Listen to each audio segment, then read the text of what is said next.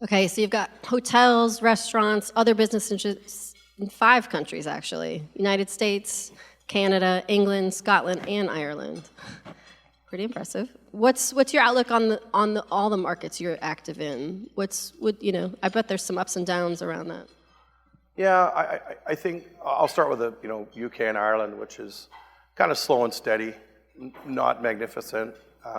Eurozone is not going to keep up with the U.S. in terms of economic growth, but for us, it's diversity, it's geography, and the reason we kind of ended up in that part of the world is my brother ended up wanting to live there, and so he decided to go into business, and so we decided to go into business, and so we own hotels there, and we're developing and buying hotels there, and so it's been a good business, and I think it should be relatively stable, but again, absent I think explosive growth. Canada is a very stable, great country. I'm bullish on Canada. We are really one of the things that's driven Canada for many, many years is natural resources, energy, oil, and gas, and so our country's done fairly well though while those businesses have been rather depressed. Politically, oil and gas has been a challenging space to be in Canada. And so I think with any luck with some political changes, I think oil and gas is poised to have a pretty good run. And I think geopolitically what's happened with the world is we have to stop buying things that we need from bad people. And by bad people I mean Russia and Saudi Arabia. And in Canada it's we don't want to go and pull the oil out of the ground because that's not cool.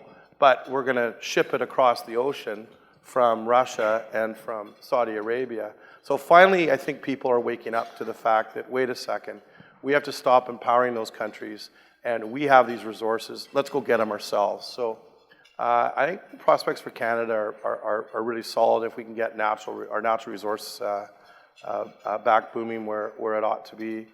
And the U.S., it's such a monster. I mean, it's the largest economy in the world by a country mile, and I don't think that's going to stop. And so, obviously, some pretty big headwinds here coming through COVID and all of the things going on around the world, and we're dealing with high inflation and interest rates that we haven't seen in 12, 15 years, and so it's caused some shock to people in this room. Obviously, in real estate, we all feel the effects of inflation, construction costs, interest rates, and so it's a little bit uncertain as to when things will get moving again the way we're used to. But real estate's cyclical. It's always been cyclical. It probably always will be cyclical, and we're in a cycle right now. So, but again, overall, I'm more fluent on Texas, and I feel very strongly about Texas, and generally with the U.S. Certainly concerned of the political situation in the U.S. It seems very polarized, more polarized than I ever remember, and so I'm not sure what risk that's going to create, but overall, the U.S. is where people want to be. It's where money wants to be. The U.S. dollar will continue to be the world currency, and so if you're going to be anywhere in this world, I think you want to be in the U.S. All right, so what new development or project in the DFW area are you most excited about?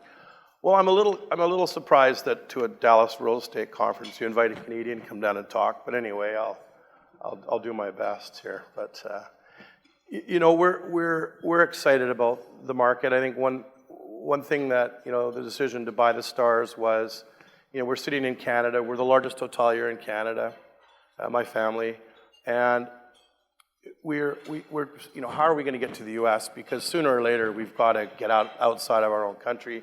We already started in the UK, but U.S. is this big opportunity, and it's like a mosquito arriving at a nudist camp. You kind of know what to do. You have no idea where to start, and so the Stars just felt like that opportunity that, okay, you know, we're going to buy this thing, and then I'll start spending time down here and knowing how the wonderful future of DFW. And you know, you think about what it was in 2011 to what it is today. It's a different animal. I mean, it's just an incredible place, and it was incredible then, but it's far more incredible today, in my opinion. And so it gave me the opportunity to come down and start to understand the market. And you know, it's a weird place. I mean, the Metroplex is 90 miles wide, and so I never understood real estate because, you know, where I come from in Vancouver, we have mountains and oceans and rivers, and we have, you know, pockets of land, and there's scarcity. Where you come here and you drive around, and there's just land everywhere. And so it took me a long time to really understand, you know, the value. And I wish I would have understood it sooner, because I should have bought a lot more land when I first got here, and I didn't. But so I made that mistake. But I'm excited about the market. It's a departure for us. It's a wonderful place to be, you know, to be headquartered and start on the line. So, you know, we've got 2 hotels in various stages of development in Las Colinas. New one about to open in Fort Worth. We've got, not to repeat Bill, but you know, projects in downtown, and in Austin we're even more active. So we've got 4 ongoing multifamily developments in Austin. We've got a massive site which will be some sort of a mixed-use thing in the north side of the city. And so we have lots going on in Texas, and super excited, and we're actively looking for more hotel sites. Now, a word from our sponsor.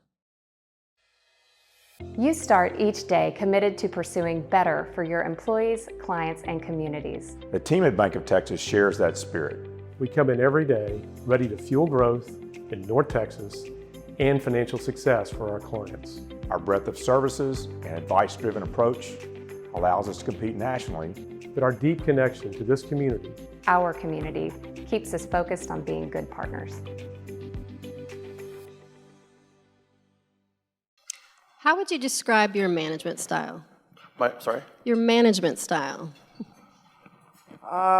Well, it's had to evolve. I would say that when I joined the business, we were a lot smaller. I used to know pretty much everything that was going on, knew most of our managers. And so, but then you realize as you grow, and if you want to be successful, you have to hire, you know, amazing people, and you have to delegate, and you have to let go.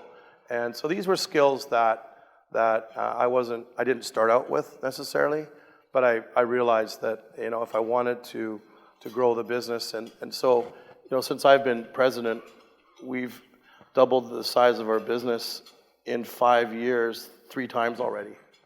And we're in the midst of, you know, the next 7 years, I think we'll do it again. So you can't do that without, you know, amazing people and hiring people with better skill sets than yourself, and then, you know, making sure, you know, that the environment is such that they can thrive. And so so these are skills that I've had to learn along the way, and relied on others to teach me. And so I would say that, you know, becoming a delegator is something that I've had to embrace, and not all that naturally. So speaking of that team around you, have they been with you a while? Is there longevity there, or how? I mean, what does that look like? Yeah, it's funny. In the last 5 years, we've turned over almost all of our senior management team in Vancouver. So the answer is not really. A couple of the long-time 30, 40-year guys are still coming to work, you know, a couple days a week, and really, really helpful with helping the new guys navigate, understand our culture, understand what's made us successful.